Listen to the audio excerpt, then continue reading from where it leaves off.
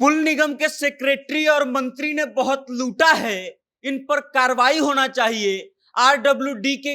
Secretary पर कार्रवाई होना चाहिए। एसपी सिंगला के मालिक ने बहुत लूटा है, इन लोगों पर जांच होनी चाहिए। ये बातें पप्पू यादव गुस्से में तमतमाए हुए बोल रहे थे, और बोल इसलिए रहे थे क्योंकि भागलपुर सुल्तानगंज को जोड़ने वाला अगवानी ब्रिज जो है 3 साल में तीसरी बार गिर चुका है। और उसके बाद सोशल मीडिया पर लेकर के इस बात को के लिए जमकर बवाल काटा जा रहा है कि एक ही पुल 3 साल के भीतर अभी पूरा बनने से पहले ही 3 बार कैसे गिर सकता है, और उसके बाद सरकार इस पर खामोश कैसे रह सकती है। अब पूरी खबर क्या है, इन सभी बातों पर हम विस्तार से बात करेंगे और आपको बताएंगे, लेकिन उससे पहले आप हमारा परिचय जान लीजिए। नमस्कार, मेरा नाम वेद प्रकाश है। आप जनता जंक्शन देखना शुरू कर चुके हैं और कैमरे के पीछे हैं विशाल।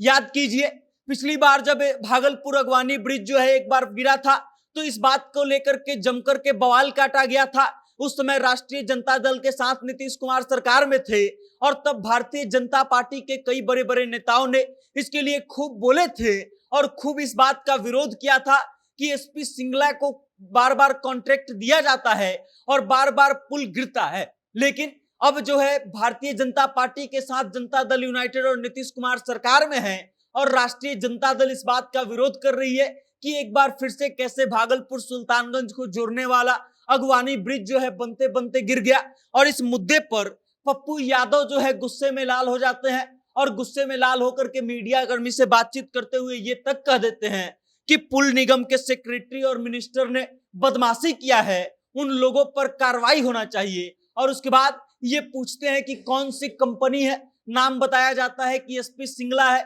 उसके बाद सिंगला कंपनी पर जमकर के बमक जाते हैं पप्पू यादव और कहते हैं कि एसपी सिंगला के मालिक ने बहुत लूटा है, उसके खिलाफ जांच होनी चाहिए और एसपी सिंगला को फांसी मिलना चाहिए। अब एसपी सिंगला को फांसी क्यों दिया जाना चाहिए, इस बात को आप समझ रहे हैं कि पुल 3 साल में 3 बार गिर चुका है, और इस कारण से पप्पू यादव जो है बमक करके फायर थे। पप्पू यादव यही नहीं रुकते हैं, वो कहते हैं कि पूरी इंक्वायरी होना चाहिए, सही तरीके से जांच होनी चाहिए, और फिर जेल भेजा जाना चाहिए जो लोग भी इस मामले में दोषी पाए जाते हैं। एसपी सिंगला का नाम लेकर के बार बार पप्पू यादव जो है ये कहते हैं कि हम लोकसभा नहीं चलने देंगे, इस मुद्दे पर लोकसभा में जमकर के हंगामा करेंगे, और उसके बाद हाई कोर्ट और सुप्रीम कोर्ट तक हम जाएंगे, और इस बात का भरोसा देते हैं कि हम इस मामले को स्थिर नहीं होने देंगे, रुकने नहीं देंगे।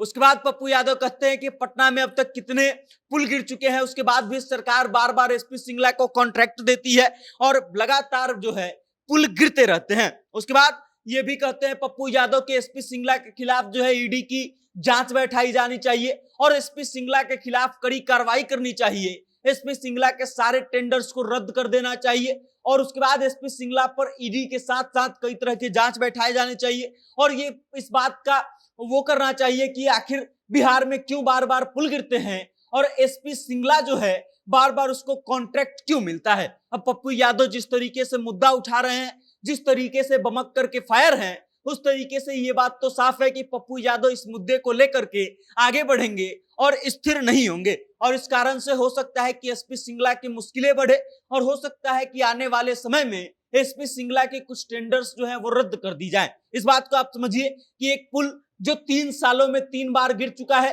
और अब तक एक भी बार जो है एसपी सिंगला के खिलाफ आकर के सरकार ने कुछ नहीं बोला है, एसपी सिंगला को लेकर के सरकार ने जांच तक नहीं बैठाया है, और इस कारण से सरकार की खूब फजीहत हो रही है, खूब थू-थू हो रही है। बाकी इस खबर को लेकर के आप क्या सोचते हैं, पप्पू यादव के इस बयान को लेकर के आप क्या सोचते हैं, और आपको क्या लगता है कि एसपी सिंगला पर कार्रवाई होनी चाहिए या नहीं? इन सभी मुद्दों पर अपनी राय जो है कमेंट के माध्यम से हम तक भेजिएगा, और देखते रहिएगा जनता जंक्शन। बहुत बहुत धन्यवाद।